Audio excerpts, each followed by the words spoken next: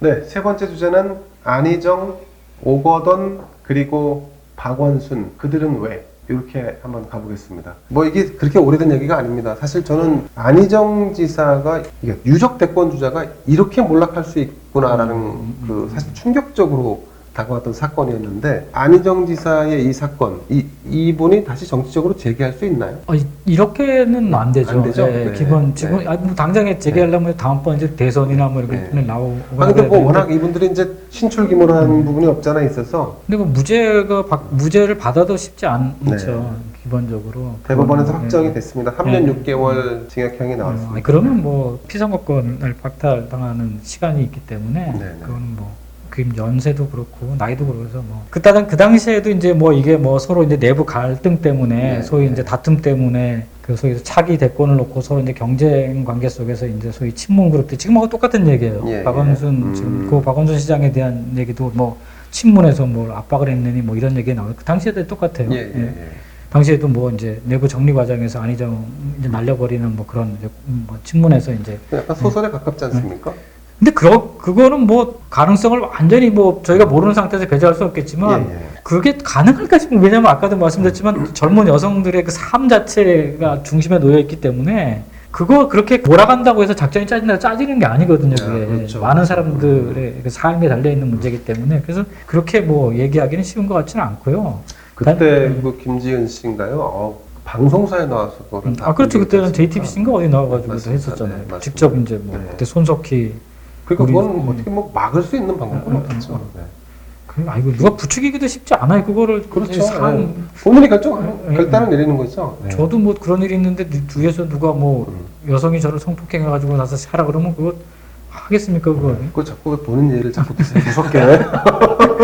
아니 제가 한 게 아니라 여성이 저를 여성이 네. 저를 성폭행해가지고 제가 나가서 한다 그러면 그게 쉽겠습니까? 그렇죠. 그거 웬만한 게 아주 쉽지 않습니다. 자, 지난 4월 23일에는 오거돈 부산시장이 또 여직원 성추행 사건으로 사퇴를 했는데, 사실 이때는 좀 그 밖으로 좀 논란이 있었어요. 왜냐하면 총선보다 훨씬 이전에 사건은 불거졌는데 총선 이후까지 좀 날짜를 연기해서 무슨 그래서 총선이 지나고 나면 사퇴하겠다라고 하는 무슨 합의서까지 썼다는 거 아니에요? 부산의 오거돈 시장은 정말 그럴 줄 몰랐습니다. 저는. 그러니까요. 뭐 이거 진짜 오거돈 시장이나 안희정 지사, 그나마 저는 안희정 지사가 그냥 그 셋 중에 박원순 시장까지 놓고 보면 그나마 좀 양심이 있지 않나. 그냥 사랑했었다 뭐 이랬잖아요. 나는 김진을 사랑했었다 이렇게 역시 솔직하게 해병대 좀 네. 이거라도 하지. 이거 네. 비겁한 사람들 뒤로서 네. 그러니까 어쨌든 간에 네. 하여튼 그렇게 하는 것이 이게 결국 죽음으로 박원순 시장 끝났고 오거돈 시장은 지금 뭐 어디 펜션에서 있다가 네. 이렇게 걸리고 했는데, 참 이런 것을 보면서 저는 이분들이 좀 이 좌파에 오래 계셨던 분들은 저는 이렇게도 느껴져요. 좀 어디 한 교주처럼 느껴져요. 만약에 이것이 네가 나를 공격하는 순간 나는 그냥 다 털고 일어날 각오로 이런 행동을 하는 거지. 저희 뭐 우파에 있는 사람처럼 이것 따지고 저것 따지고 아니고 그냥 완전 그 여기서 통치하듯이 이 아래 부하 직원들을 통치하듯이 이제 그런 뭐 영주처럼 제후처럼 그런 생각이 휩싸였으니까 이런 행동을 하지. 저는 그런 행동이 일반 사람이 이런 행동 뭐 할 수 있으실까라는 생각은 저는 쉽게 저는 그렇게 못할 것 같거든요. 그러니까 사실 이제 그 얘기 하려고 이제 오늘 입주를 정했는데, 그 박원순 시장도 이제 성추행 고소가 있은 다음에 이제 극단적인 선택을 했지 않습니까? 또 왜 단체장들이 왜 이럴까?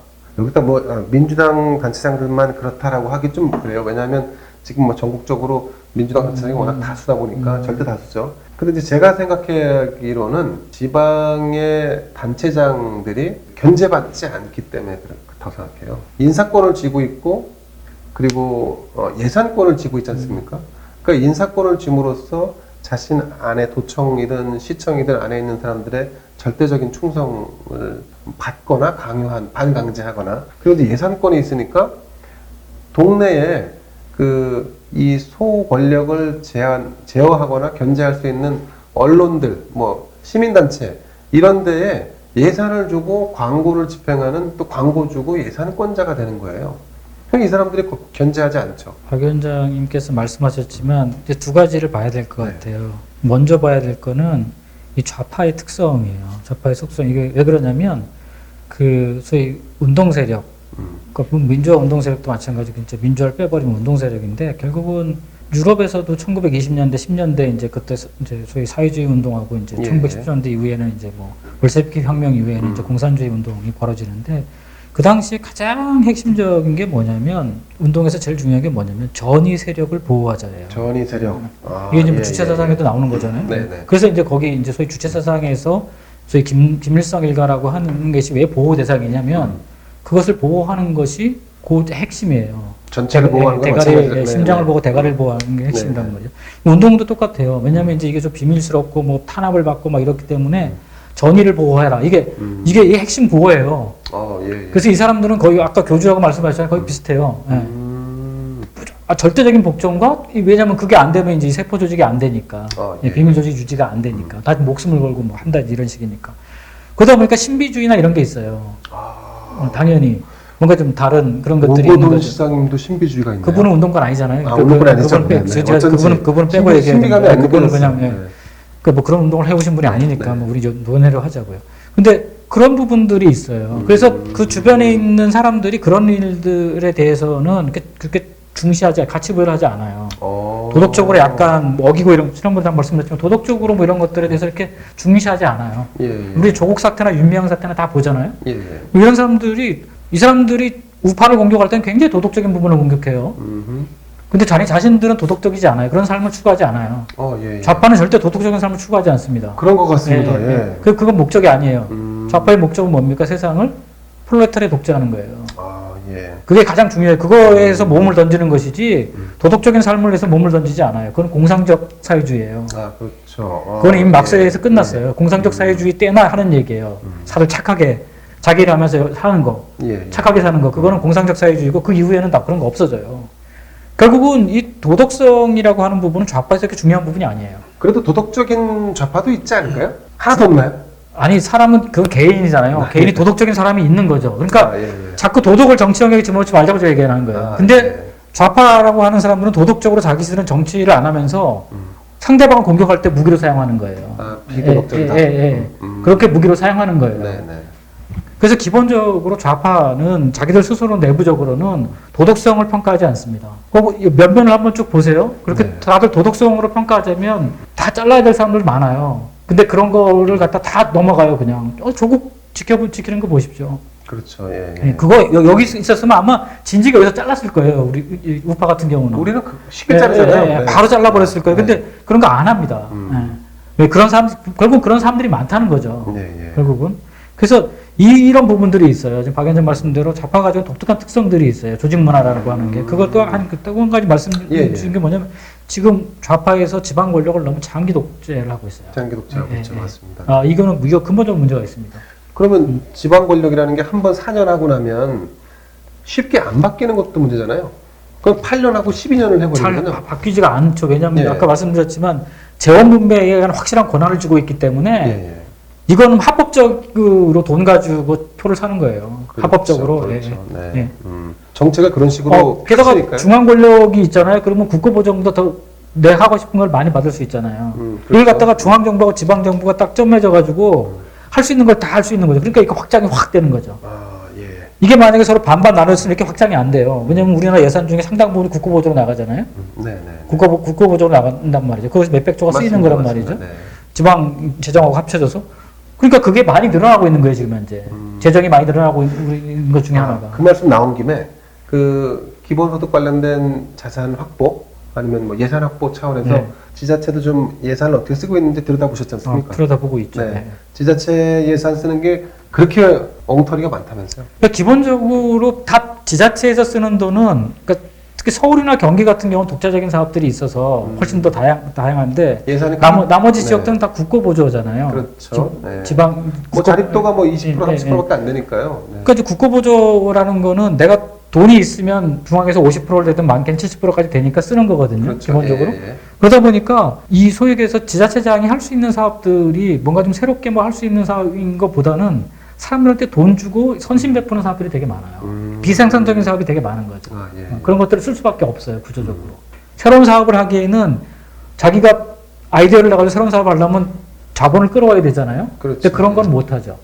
기본적으로. 그러다 보니까 매일 돈 뿌리는 사업밖에 안 해요. 그런 거는 쓰고 없어지는 거잖아요. 쉽게 얘기하면 그런 거 할 것 같으면 차라리 모아가지고 그냥 기본소득 주는 게 낫다는 거죠. 그렇죠. 차라리 그냥 그렇게 맥적해 줄 것 같으면, 매번 쓰고 없을 것 같으면. 그래서 중간에 그냥 단체들 만들어서 단체들한테 줬다가 다시 주고 이런 식으로 해서 중간에 그 누수가 생기는 것보다 차라리 다이렉트로 그냥 꽂아주는 게 낫다는 거죠. 지금 그래서 제가 강원도도 보니까 이 중앙정부하고 도하고 뭐 예를 들어 원주시하고 예산을 5대 3대 2 이렇게 매칭해 갖고 하는 비즈니스가 워낙 활발하고 잘 풀려요. 그러니까 중앙에서 볼 때도 지역 관리 잘하고 있는 거고 도 차원에서 볼 때도 지역 관리 잘 되고 있는 거고 그냥 시 단위에서도 시의원들 그냥 다 잠재우고 마음대로 시정을 하니까 그러니까 상대적으로 다른 정당에서 이 패권, 이 시장직이든 뭐 이런 자리를 되찾아온다는 게 매우 어려운 구조입니다. 그 문제점을 저희가 딱 보면 그 예산 그 세입세출 예산서에서 딱 보면 뭘 딱 보면 알 수 있냐면요. 반납액을 보면 알 수 있어요. 국고보조 반납이 그렇게 많습니다. 국고보조를 받았는데 반납한다. 네, 반납. 왜냐하면 매칭해서 사업을 못 하는 거예요. 아니면 줄 데가 없거나. 그러니까 그 얘기는 무슨 얘기냐면 아니 그건 사업별로 받는 게 아니고요. 사업별로 다 받죠. 그렇죠. 네. 그 국이나 과로 다 내려가니까. 네. 예를 들어서 뭐 여성정책실에서는 보육 예산 네. 따로 있고, 네. 네. 그다음 어르신들 예산 따로 있고 다 따로 있으니까요. 네. 근데 그걸 받아서 막상 사업을 하려고 보니까 쓸 데가 없는 거죠. 그래서 반납하는 액수들이 많아요. 기본적으로. 그러면 다음으로 또 넘어가거든요, 그게. 예. 계속 2월 또 넘어가요, 그게. 넘어갑니다. 그래서 기본적으로 쓸 데가 없는데 예산은 받아놓고, 그러면 결국 돈을 쓰려고 애를 쓰잖아요. 그렇죠. 그러면 정작 써야 될 때까지만 써야 되는데 더 쓰게 되는 거죠. 불필요한 것에. 그러면도 남아요, 그게. 기본적으로. 그러니까 이제 그런 것들이 우리 지금 지방자치단체의 사업 중에 굉장히 많습니다, 그게. 그럼 그런 거를 걷어내면 국민 기본 소득에 필요한 재원을 만들 수 있다 이 말씀이시죠? 그러니까 가장 중요한데 돈을 일단 쓰고 나머지 돈 가지고 사업하라고 하는 방법이 제일 낫다는 거죠. 제 얘기는. 네. 그러니까 여기는 국민 거니까 손대지 말고 예. 남은 거 가지고 여력이 있으면 사업을 해라 이런 거죠. 네. 그냥 불필요한 사업들을 안 하게 만드는 방식은 돈을 적게 쓰게 하는 방식밖에 없어요. 돈을 풀어주고는 사업하지 말라는 게 말이 됩니까? 어차피 선거해야 되는데. 맞습니다. 네, 돈 풀어주고. 저는 지자체가 아까 재정자님도 말씀하셨는데 저는 그냥 한 개 시 같은 걸 정해서 삼성 같은 데가 운영해봤으면 좋겠어요. 4년간. 그럼 제가 볼 때 재정자립도 저렇게 안 나올 겁니다. 그러니까 네 돈도 내 돈도 아니니까 그냥 뭐 쓰든 안 쓰든 말씀처럼 청년 예산 같은 거 나왔다 반납한다. 그러니까 이제 우리 청년들은 잘하고 있다. 뭐 육아 이런 거 마찬가지고 저는 차라리 그냥 한 개 시 정도를 해서 삼성 같은 데 좀 맡겨봐서 한번 운영시켜보라는 거예요. 저는 이 지자체의 뭐 정치가 뭐 그리 필요한 일인가 싶어요. 어차피 국가보조금 써서 국가보조금 쓰는 건데. 그래서 이게 저는 좀 그렇게 저는 제가 볼 때 이거 어떠한 방법으로도 이게 해결 안 될 것 같아요. 지금 김포시 같은 경우는 1조 5천억이에요, 1년 예산. 그리고 인사권 1,600명, 1,700명의 인사권 혼자 시장 혼자 다 갖고 있어요. 맞아요. 이 많은 예산과 권력을 다 쥐어줬는데 우리는 견제할 수 있는 기구는 이제 시의회 정도예요. 근데 또 같은 편 다 빼고 나면 3-4명 정도가 이 많은 걸 견제해야 된다? 이건 사실상 불가능한 일이에요. 절대 되지. 다수여도 이건 불가능한 일이라고 좀 보거든요. 그러니까 시장이 일을 잘하면 문제가 없는 건가요?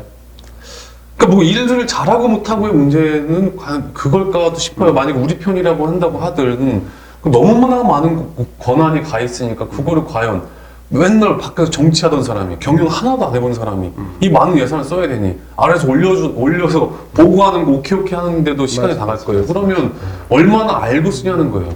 그러면 이렇게 전문성 없는 지자체에게 과연 그만한 권한을 줘야 되는 건지 전 이것도 참 의문이고 저는 좀 생각이 좀 다른데 뭐 그렇게 삼성 같은 큰 기업에 그게 이제 비근한 예죠. 아니면 뭐 어떤 글로벌 회사들은 거기서 컨설팅을 박진호가 받아서 그들의 지식을 가지고 김포시를 운영하면 지금보다 훨씬 더 나아지지 않겠어요? 이제 지금 네. 박 위원장님 말씀이 딱 맞는 게 내가 이제 두 가지를 말씀드리자면 하나 이제 앞에서 그게 기업 도시라고 하는 게 한때 이제 그 정치적인 아젠다였어요. 맞습니다. 전 세계 어떤 기업을 유치를 해서 그 기업이 사실상 소위 얘기해서 한 지역을 갖다가 한 지역의 재정을 책임지는 어떤 그런 구조. 그래서 유럽에서 이제 한때 그거 하고 유럽에서 이제 한 게 조합 도시하고 기업 도시가 이제 서로 맞물려 들어갔었어요. 예, 예. 그래서 이때 당시에 논의됐던 게 뭐냐면 아예 미래에 차제에 기업에게 운영을 맡기는 건 어떤가? 이제 극단적인 이제 소위 해서 이제 시장론자들이 주장했던 네. 것 중에 하나예요. 기업 도시 같은 경우에. 근데 저는 이제 그런 생각에 저기 동의하면서 제가 그 옛날에 건의드렸던 게 뭐였냐면 지금 이제 소위 해서 새만금, 예, 새만금. 그다음에 이제 여기 우리 이제 송도 이제 여기 국제도시 이런 거 있잖아요. 예, 예. 우리가 이제 간척을 해가지고 영토를 넓혀가지고 했던 지역들 네. 있잖아요. 이거를 아예 그 땅을 그러니까 홍콩처럼 치해 복권적으로 주자. 행정자치로 완전히 주자. 네네. 그러니까 여기에 공모를 해서 어떤 그 비즈니스 모델을 가지고 들어오면 여기는 우리가 행정을 보조할 뿐이지 여기 경영이나 모든 것들은 거기에 주자. 우리 국토는 우리 국토인데 세금 걷고 국토는 우리 국토인데 일체 간섭하지 말자. 좀 그렇게 한번 자치 네. 홍콩이 이제 그때 행정자치구였으니까 그런 식으로 한번 줘보자 모델을. 그렇게 하면 그 사람들이 들어와서 어떻게든지 개발을 하고 어떻게든지 해서 할 거다. 근데 결국은 이 모든 것들을 어떻게 했냐면 다 예산으로 할 수밖에 없는 구조로 가버린 거예요. 돈은 돈대로 쓰고 결국은 지금 새만금 같은 거 보십시오. 국가에서 돈 다 대주고 지금 거기 공항까지 만들잖아요. 예. 생쇼를 하잖아요. 그 넓은 땅을. 근데 나오는 게 아무것도 없어요. 태양광 짓지 않습니까? 아니, 그건 태양광은 진짜 헛소리예요. 네. 그거는 헛소리입니다. 우리나라 전국토를 도배를 해도 그건 헛소리예요. 네.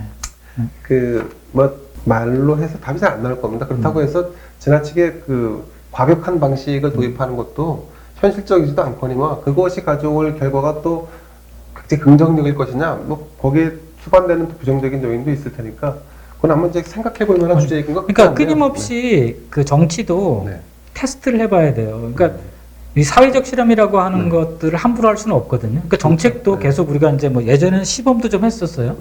한번 1, 2년 해보고 그러고 예. 나서 이제 결과를 보고서 했었는데 요즘은 그것도 잘 안 해요. 시범 사업. 예, 시범 사업도 잘 안 합니다. 요새 그냥 바로 해버려요. 근데 새로운 형태들을 많이 한번 이렇게 행정 자체도 한번 새로운 형태를 구현해 봐야 돼요. 우리가 지금 뭐 스마트 시티 이런 얘기 하잖아요. 네네. 근데 지금 현재 있는 행정 체계를 놓고 스마트 시티를 하잖아요. 네. 그럼 우리 전자정부하고 똑같은 결과가 납니다. 전자정부는 전자정부대로 뭘 많이 돈 들여요. 네. 근데 행정공무원은 더 늘어나요. 이게 무슨 전자정부예요? 그건 반전자 정도네요. 네. 네. 말이 안 되잖아요. 네네. 근데 비전자 정부. 스마트 시티 똑같아요. 뭐 세종시 스마트 시티 해요. 네. 근데 시티는 스마트 시티라고 해서 뭘 하는데 움직이는 건 다 사람이에요. 결국은 그러면 또 사람 더 늘어나요. 네. 그러니까 이게 왜 그래요? 똑같은 생각을 가진 사람이 그 일을 하니까 그래요. 전혀 다른 생각을 가진 사람이 그걸 구상을 하고 구현을 해봐야 되는 거거든요. 네네네. 근데 그 생각을 공무원들이 하는 게 아니잖아요. 스마트 시티는. 그렇죠. 네. 그건 AI를 기반으로 그 러닝을 기반으로 한 사람들이 하는 건데 공무원들은 전혀 몰라요 그거. 공무원들이 또 나중에는 다 책임지고 하다 보니까 그게 되는 거 책임을 안 아닌가요? 지죠. 네. 책임 공무원들의 문제는 책임 안 진다는 거죠. 네. 우리 헌법에는 공무원은 국민한테 책임 지도돼 있기 때문에 네. 그건 아무한테도 책임 안 진다는 얘기가 똑같아요. 아 그래서 공무원 하고 싶어하는 사람이 많은 모양입니다.